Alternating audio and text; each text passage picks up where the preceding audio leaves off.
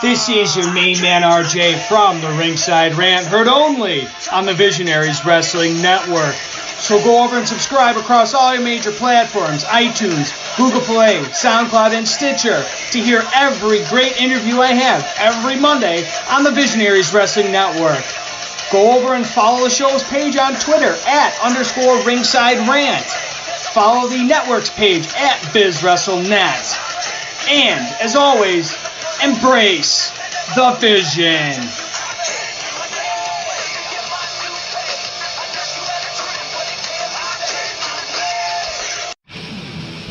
Hello, friends. This is Spencer Love, your host of Over the Top Rope on the Win Column Sports Network. Don't forget you can head to wincolumnsports.ca for all of your previews, reviews, and breaking news from the world of wrestling, be it your major promotions or from the great province of Alberta, Canada.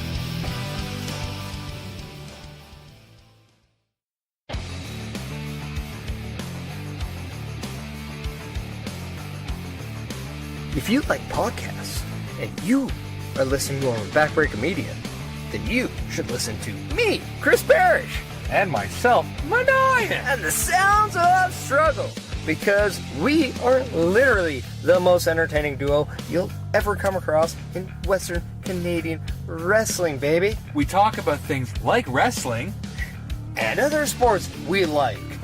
Wrestling, but we won't talk about other sports that we don't like, because it's not that kind of podcast. Like wrestling? I mean, we like hockey. And wrestling. And we like football. And wrestling. And we also like to drink beer. While wrestling. Well, not while wrestling, but while watching wrestling. Yes. Yeah. If you want to get into a conversation with Maniac and Chris Parrish, then you need to tune into the Sounds of Struggle live on Backbreaker Media. Every Thursday. That's when we hope to drop, but sometimes Mike Malawany doesn't do his job right. Or we're too drunk to forget. Yeah, that happens too. Yeah. He can bleep out the swear word, because we weren't supposed to do that. Oh, but I'll try not to swear. I can't do it. Yeah. Let's face it, the two of us, we're real. And spectacular. And we're a little bit of all right. Yeah. Well, so strugglicious. That we are. That was kind of the key. We're supposed to be strugglicious. Oh, sorry, I'm drunk. Yeah. So, if you don't want to listen to us, then no, you're stupid, because we're entertaining. And if you want to listen to us, then come listen to us on Backbreaker Media. Yeah. What he said. Later, bitches.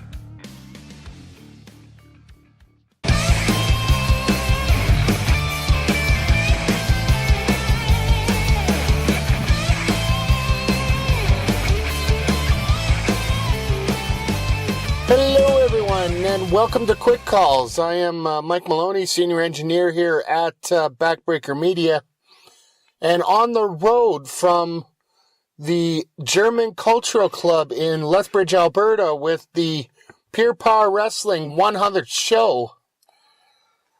I don't get as many opportunities as I'd like to get down here to check out this product, and wow. When I do get a chance, I get some absolutely fantastic matches and a great atmosphere. First of all, I want to thank the head office of PPW for arranging for me to come down and holding me up down here for the night. It was really appreciated, and it definitely showed in the matches here. One of the most consistently run promotions I have seen here in Alberta in my travels here, and a real delight for anybody that gets a chance to get down here to Southern Alberta to see it. Some familiar faces and some faces that you don't know about, but trust me, folks, the ones that you don't know about, you're going to want to know about. But let's get on to the matches here. The first match of the night that opened up was a real hoss fight between the big sexy beast Bradley Graham and Jude Dawkins, the Cheetah Bear. Now, coming into this match, I was pretty safe to assume that this might be a power versus power game. This is one of the few matchups where Jude Dawkins did not have the strength advantage, I felt, with the big sexy beast, just by sheer size and gravity, was tons and tons having in terms of momentum and weight throughout this matchup here. Graham continued to pound on the Cheetah Bear, but then he made one fatal mistake and got up onto the second turnbuckle, where Dawkins managed to catch him underneath into a running power bomb off the buckle for a 1-2-3 and the victory for the Cheetah Bear, Jude Dawkins. A real decent match to start off. You're looking at about 10 minutes here. Crowd was into it, and that crowd was amazing. This is the first venue I've seen where they've physically opened up the balconies in a venue. They actually went and found extra seats to put people in. Place was absolutely filled to the gills. Following that match, we have a real treat, I think is the best way to put it. Bulldog McBain comes out to the ring. I kid, folks. Bulldog's a hell of a guy. Apparently down here, there's been an issue with the Gothic Knight no-showing. Seems to be the Gothic Knight is the Brock Lesnar of wrestling commissioners and owners. Basically, he came out and he demanded that he wants answers from the Gothic Knight as to who's going to be running the place and who's going to be making the decisions. So, since nobody was there to make any decisions, Bulldog made a decision of interjecting himself into the main event at the end of the show, where he is going to be the special guest referee. And that, to me, turned into a point where, as much as he had good intentions, this might have been a death knell for the challenger in the main event, but I'll get to that near the end here. Coming out of that, we had the team of the headline Shawn Martins and Cyanide taking on the Shark Club, Tyler James and Sidney Steele. It's great to see the Shark Club back together. As far as I'm concerned, they're one of the best tag teams around right now. But at the beginning of this match, you could see that the fact that both these guys were working in singles runs for most of 2018, it showed, and you had to work on getting the kinks out, for lack of a better term here. There wasn't any real solid momentum by both teams throughout the match. The pace of this match was absolutely incredible. Not one team went out and got overly advantaged over the other ones, so terms of heat, hot comeback, etc. If you're looking at those wrestling terms, there wasn't a whole lot of that here. It was back and forth, constant, solid work by both teams. Eventually, thanks to a little interference where Shawn Martins threw Sidney Steele out of the ring, and there was a bit of a distraction there. Cyanide got a low blow in on Tyler James, which turned into Cyanide able to hitting his knee buster finisher. Basically, it's a snapmare or a stunner right onto the front knee, knocking Tyler James out and getting the victory 1-2-3. Now, after this match, it appeared that Martins was going to pull the same thing he did with Skylar Paris Austin in CWC and trying to cripple Tyler James with a pile driver. But in this case, they were going to use a chair to do it as well. But thanks to the Cheetah Bear, Jude Dawkins, he comes in and breaks it up. From what I can tell here, folks, there is a little bit of a stain in Red Deer about these two. Down here in Lethbridge, these two absolutely freaking hate each other and they want to rip each other apart. Speaking of apart, the entire locker room had to come out and break apart the Cheetah Bear, Jude Dawkins, and the headline Shawn Martins. Martins managed to break loose 2 or 3 times. We need to find a little bit more security to take care of Martins, it apparently seems.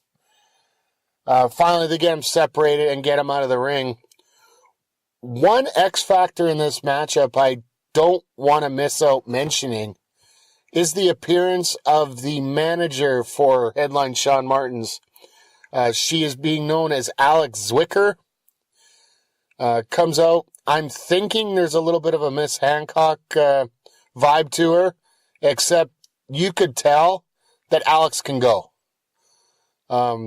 she was working a crowd very well as she had perfect timing on her little distraction spot in the match where there was a drop down into the second rope for both Martins and James coming off a headlock. And just as James gets his head across that rope, whap! Zwicker hits him with a nice slap to the face, changing the momentum completely. Normally a slap wouldn't do something like that, but I got a feeling those nails were digging into the side of the head of Tyler James. So, fantastic match with these guys. Can't wait to see where we're going to get a little bit more here. So, but then from there, we had a new, I guess it was a return from what I was told. Stormbringer had not been in a PPW ring for approximately 4 years. But taking on the Killer Bee, Stormbringer absolutely brought it in this match. It turned into a David and Goliath fight where the Bee basically was given an open shot, took as many as he could, but then he took a lot. This match ends up, I would say, a good 3-4 minutes. That's about it. You get the stunner in the corner, followed by an old school Uncle Slam, the full Nelson slam made famous by the Patriot Del Wilkes. 1, 2, 3, your winner, Stormbringer. Talking to the fans after the show, they really didn't know what to make of this. Is Stormbringer here for any particular reason? Who's he looking for? And whatnot. We're going to have to get some details and see what's going on here. So, but then from there, the beginning of what I consider on this card to be the triple main event. The women's match between Envy and Angelica. Now, if you've heard the stories, you listen to our Double Down podcast with KJ. She reveled in the topics of watching Envy and Angelica going at it in Calgary just a week before, where it ended up at a Pier 6 brawl. That feud continued here in Lethbridge, and folks, I'm going to tell you, there's a couple story points in here that shocked me a little bit, but these two went at it. They went at it hard, and they unloaded some heavy artillery on each other. To this day, I am absolutely floored still with the precision, timing, and just the nonchalantness of the upkick of Envy. She hit Angelica with it coming off the second rope. Folks, if you get a chance, you just got to see it. It's something, it's a work of art. That's the best way to put it, a work of art. Envy was picking apart Angelica piece by piece. Angelica managed to turn the tide, got her power game involved a little bit more, just as she almost had everything in control, where she ended up hitting her new finisher. I'm still trying to figure out what the name is for it. She was trying to tell me, but she was just so angry after the match, and I'll let you know in a second here. Essentially, it's a X Factor from X-Pac or a Bella Buster. Not the Bella Botch, the Bella Buster. Where she drives her opponent's head into the ring in a sit-down fashion. But the difference between that and what the ones other people do and the one she does is the fact that she actually puts the opponent's feet on the rope, so it's sort of a draping X Factor. So a lot more vicious when it comes off the ropes. But as she hits that, a video comes up on the big screen there, the Powertron, I guess is the best way to call it, of we've seen these stalker videos come up, one late Friday and then one tonight, with somebody just got a camera and just following Angelica around. Now, folks, I'll tell you first of all, these aren't me, for the simple fact that the first one was taken near a gym, and everybody knows I don't go near those. But this is really creeping me out. Like, the last time I saw vignettes like this was 2001 at DTP. I don't know who's doing them. I don't know what's going on with it, but it's creeping me the blank out, that's for sure. And it did distract Angelica enough that Envy managed to get hit her super kick, which I would put that on par with anybody in Alberta for the super kick that is the most dangerous in Alberta, if not Canada. 1, 2, 3, Envy gets the pin and the win. About 15 minutes in this matchup. Hell of an effort by both girls, and I got a feeling this is far from over with them. So, but then from there we went to intermission, and my God, coming out of intermission, I know that a couple weeks ago I guess it's a month ago. Wow, time's flying here. We talked about Jack Pride versus Dylan Stone to be the match of the year in Alberta. Honestly, the one thing that is encouraging me the most in what I'm doing here in the network is the fact that consistently we are starting to get matches that are raising that bar to a new level. Now, I'm not one to say one is absolutely better than the other, but both these matches are pretty damn good. This match here, Cowboy Brynn Watts, along with Travis the Heat Copeland, taking on Pure Power Wrestling Cruiserweight Champion, Jumpin' Josh. This match here for the PPW Cruiserweight Championship, there's a lot of words I'd use right now, and I think amazing is the first way to put it. This match was sudden. This match was quick. 3 seconds into the match, there was no lockup. You had THC hitting Jumpin' Josh with a face crusher out of nowhere, just essentially taking him out of the match. And then Copeland and Watts just going at it, left, right, and center, all over the place. These guys are hitting absolutely every move that they can think of.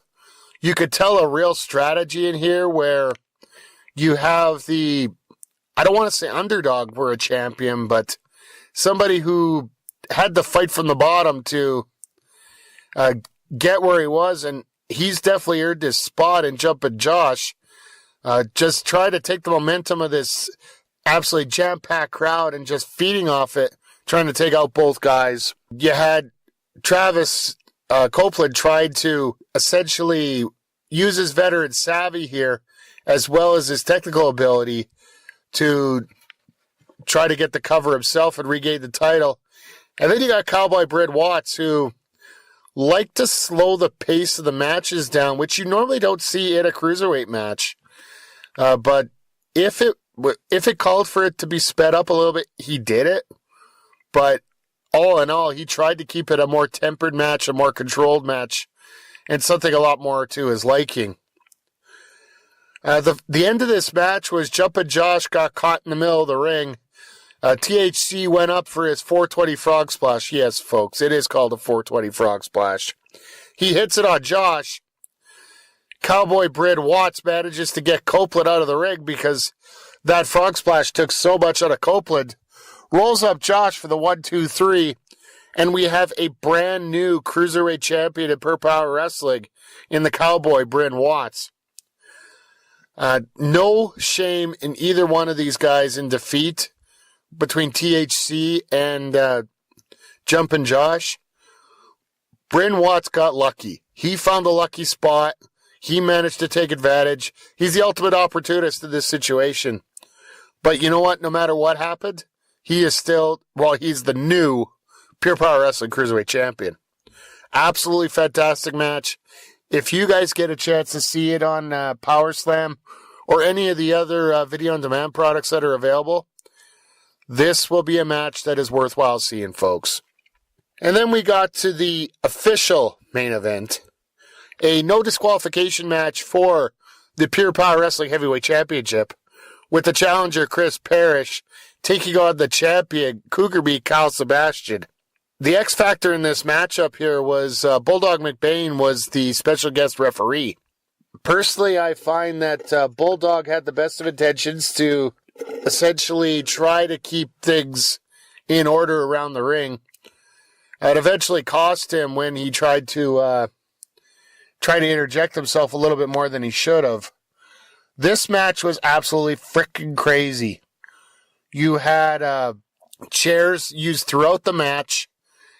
Parrish going through a chair, then You had Cougar Meat going through the chair in a corner, turning his back essentially at the ground beef. You had a 20-foot ladder brought out, and that ultimately was the downfall of Chris Parrish, in my opinion. Parrish set up a 20-foot ladder on the outside, but there was nobody there to support it, brace it. And he tried to do a cross-body off the top of the, basically between the ladder and the ring, 1 foot on each one. He slipped off the ladder and ended up face planting into 4 chairs. There's a hell of a scar on Parrish. You could see it on the side of the ring or the side of the body when he was in the ring later on in the matchup. Parrish still managed to fight. He ended up getting Sebastian to the outside, hitting him with a DDT on the ring apron that seemed to knock Sebastian loopy. But then you have the Big Sexy Beast coming out, the fellow member of the Adult Social Society, or ASS as they like to be called. Bulldog goes out and tries to corner off Graham as he's coming in. Graham puts him into the post, knocks him out, and this essentially becomes a 2-on-1 battle. Parrish manages to fight through it. He's got the advantage for a moment, but then he tries to go up. They set up 4 chairs in a square, folded out, ready to go. But Parrish lies Sebastian on top of those chairs, then decides to go to the top rope. I think he was going to go for a frog splash onto Sebastian through those 4 chairs. If he would have hit that, I guarantee you, Sebastian's not getting up from that. Graham interjects himself, attacks the knee that got busted as Parrish came down off that splash off the ladder that I mentioned earlier. And then Graham just slams Parrish through those 4 chairs in a horrific fashion, a rocket launcher off that top rope. Parrish gets knocked out. Second referee comes out, and Graham literally drags Sebastian onto Parrish. 1, 2, 3. And still your Pure Power Wrestling Heavyweight Champion, Cougar Meat Kyle Sebastian. Now, following the match, it looked like Sebastian and Graham were going to take out Parrish a little bit more. But out comes Sidney Steele with a metal pipe. Chases off the Adult Social Society. They get on the mic, and Steele talks about how the numbers factor is always costing him. It's always 2-on-1, 3-on-1. Bulldog's trying to get some senses of himself outside. But then Steele says, you know what? For Nightmare, PPW Nightmare on October 20th, they are going to have a special 6-man tag team match. The reason it's special is we're going to see the reunification of the One World Empire, OWE, which consists of Sidney Steele, Chris Parrish, taking on the Adult Social Society next month at Nightmare. Folks, if you haven't got your tickets already, which I know they just became available, you need to get them because this match is not going to disappoint. You've got basically the top talents in Alberta all in one ring.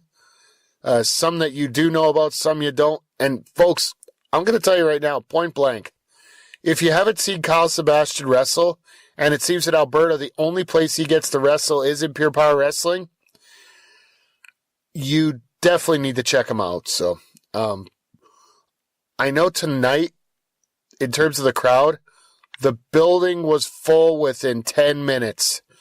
Great job at the door by the ladies getting everybody in a hurry.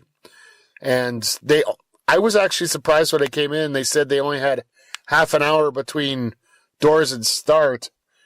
Typically, you're looking at 45 minutes to an hour for most promotions. Within 10 minutes, every seat was filled, and they were looking for more spots for everybody. So, a hell of a way to celebrate their 100th episode here. But it's now time for our highlights of the night, and I'm going to well, I can't decide between those last 3 matches. So basically that back half of the card was just highlight after highlight after highlight after highlight after highlight. And the best part is things are going to keep going here, especially that cruiserweight match, because it seems Copeland hasn't been pinned yet when it comes to that Cruiserweight Championship. All these triple threats, it's always an X factor. It's always a little bit of luck on who's going to get that title. So I hope we get to see a little bit more one-on-one action here for that Cruiserweight division. And then, of course, the women's match. This feud, I got a feeling this might end up being one of the feuds of the year, the way things are escalating between these two ladies. I'm almost scared to see what's going to happen next with these two. And then Parrish and Sebastian, this battle's been brewing for almost the entirety of 2018, since Parrish turned into a good guy down here in Lethbridge. It's been a struggle, no pun intended. But the surprise of the night to me was the formation of the One World Empire announced at the end of the show. I never thought we'd get a chance to see two guys like Chris Parrish and Sidney Steele get back together in the ring. And I also didn't realize they have a chance to sell a little bit more of my merch. The Retro OWE shirts are available on the Backbreaker Media t-shirt store. Folks, this was not planned. Honest, I had no clue about this. But they are available. You can check out the show notes for the description of where to find them. And get them and support the One World Order. Because they deserve a One World Empire. He's going to kill me when he hears this. Ugh. They deserve your support, no matter what. And the Adult Social Society does not. But that's going to wrap up this edition of Quick Calls. I hope that you get a chance to check out the rest of the stuff on the network this week. I believe Andre C. has the show headed up from the Northgate Lions Senior Center with PWA. An unbelievable main event between Sheik Akbar Shabazz and Michael Richard Blaze.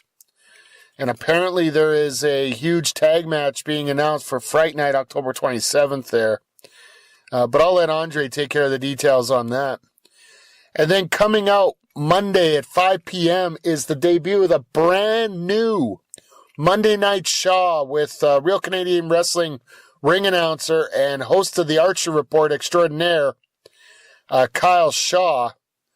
This will be all things Real Canadian Wrestling, and his debut episode is going to involve the manager of Dirty Inc. and Dirty Mike Jones.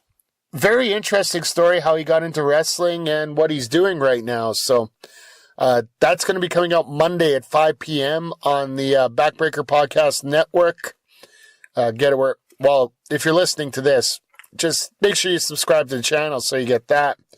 And then coming out Tuesday, it is the debut episode of Total Nonstop Anarchy, where myself and Andre C., we go back to the past. And rather than going through the progression of post-Monday Night Wars from the WWE line, we're going the other way and seeing where the main figures of TNA, including the founder of TNA, Jeff Jarrett, wound their careers through the other side, through the NWA TNA weekly pay-per-views. And who knows how far we're going to land on this. This episode coming up on Tuesday actually was filmed last December. We just had it in the can that long. Myself and Andre C., we sat down and we talked about the Monday night simulcast with the final Nitro as well as the Raw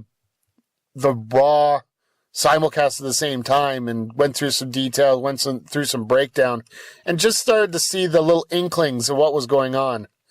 That's going to be followed up by the World Wrestling All-Stars pay-per-views.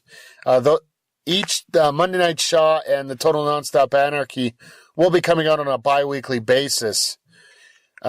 Just to keep things off-center, we're going to have Total Nonstop Anarchy go back-to-back weeks, and then following that, it's going to be every 2 weeks. So then, of course, you got the Sounds of Struggle coming up every Thursday with Chris Parrish and Maniac. I'm sure Parrish is going to have a lot of things to say about this excursion down to Lethbridge here. along with a lot of other crazy stuff in sports. Then Friday, the Double Down podcast with KJ. We got the second round of the Mae Young Classic, as well as the setup to the Super Showdown pay-per-view coming up this Saturday in Melbourne, Australia, as well as the second edition of the Mixed Match Challenge. So it's a hell of a week for the podcast network. As you guys know, we're up to 6 shows.